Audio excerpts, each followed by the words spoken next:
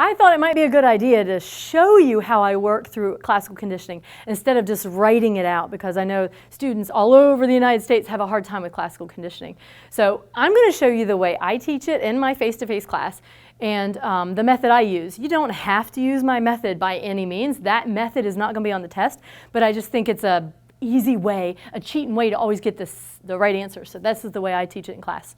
And we have, with classical conditioning, it's learning through association. Your brain is making connections between stimuli and the environment, a song and a time in your life, so that the two are together now in your head, and you react to both of them as if they're the same thing. That's what classical conditioning is.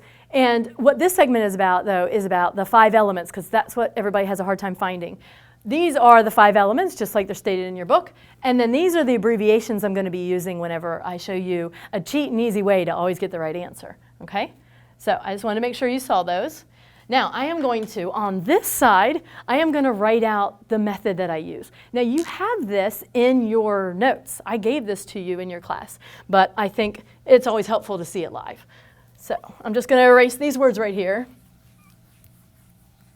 and show you the formula that I use.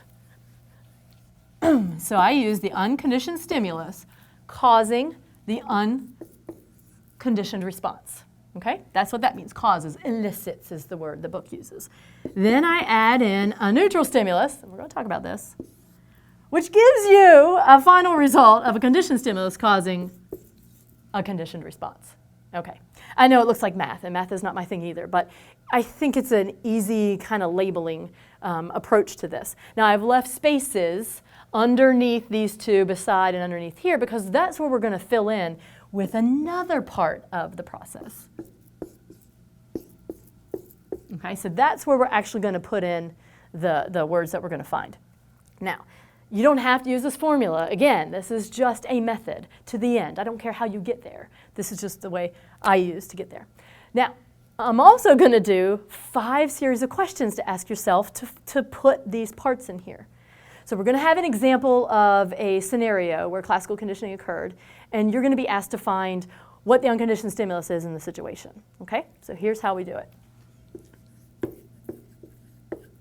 Question number 1. I start with the responses first.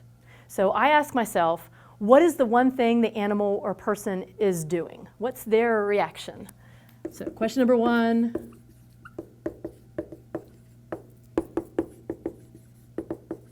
This is where we could have it like pop up on screen.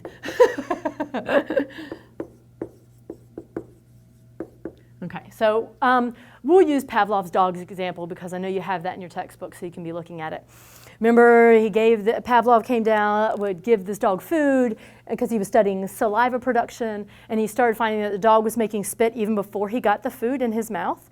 And he became fascinated with that and distracted from his original research and went off in a different vein. So the one thing the dog is doing in this story, what's the one thing they're doing? We didn't say he's wagging his tail, jumping around. It's making spit.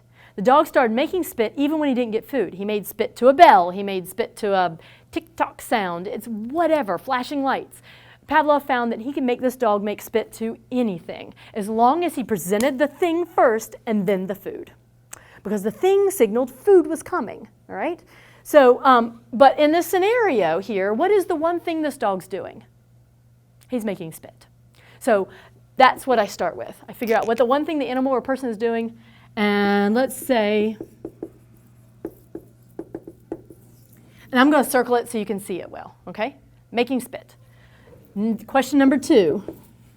I ask myself another question. Then I go and want to know what 2 things caused him to make spit.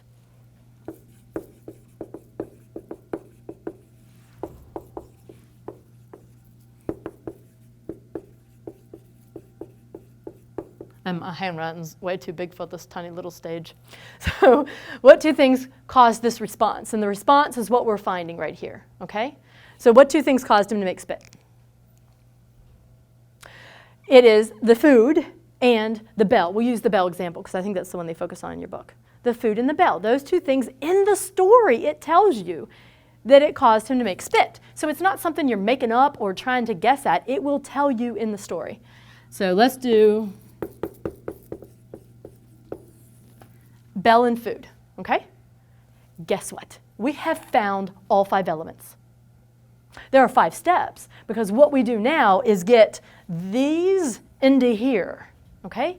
But we found all 5 elements. Now, if there are 5 elements, but only 3 things listed, then we know they're used more than once. We're going to plug them into more than one spot, okay? And I'm running out of room. So I might have to erase, I don't want to.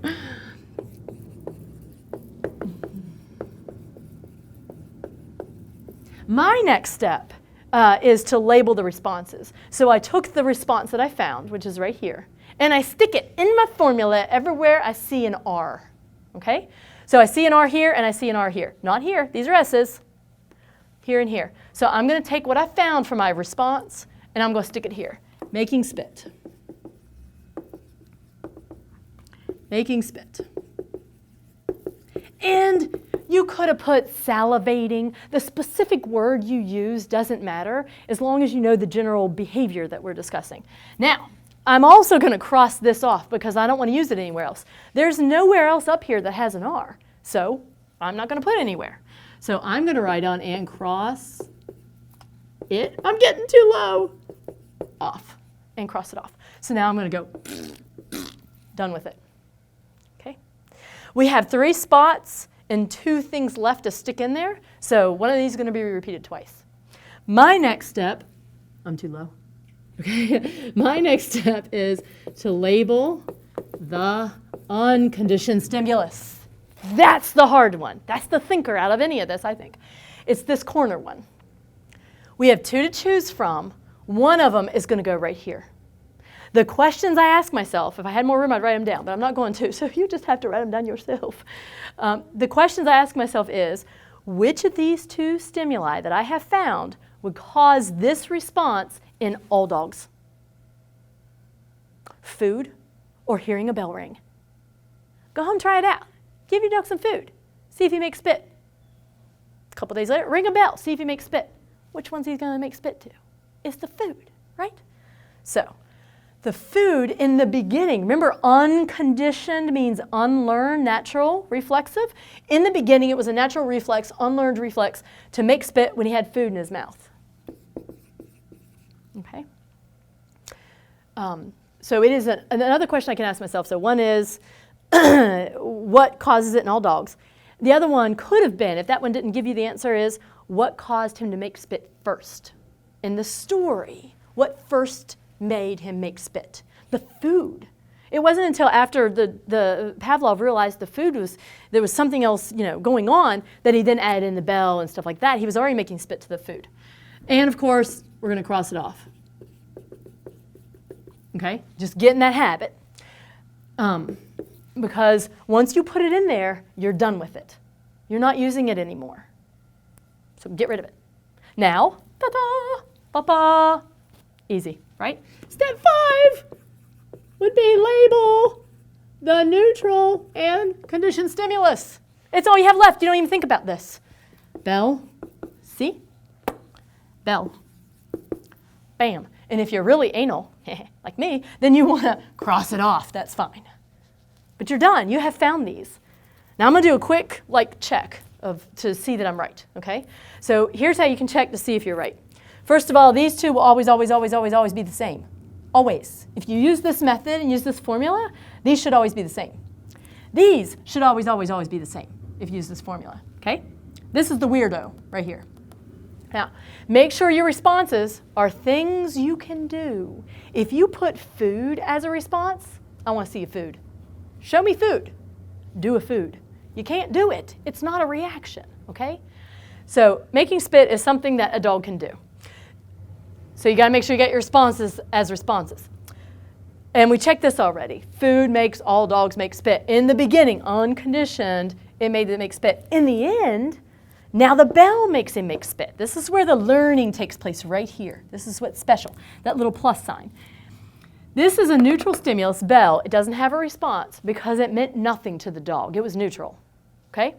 That's why it has nothing beside it. Neutral means nothing. So the bell, the first time he rang the bell around the dog, he's like, I don't know, it doesn't mean anything. He had to ring the bell and then give him food over and over before the dog made the connection. It's not a natural response to the bell. So it starts being neutral, but when it's paired together, see? When it's paired together, over time, this takes on a new meaning. And it goes from meaningless, neutral, to meaningful, conditioned. And what it means to the dog is what food meant to the dog, because these two become one. Remember association. They get combined, and now you have the same response to the bell that you had to the food. That's why these two will always be the same. And these two will always be the same. This is the same thing. The value of it changed from not important to important.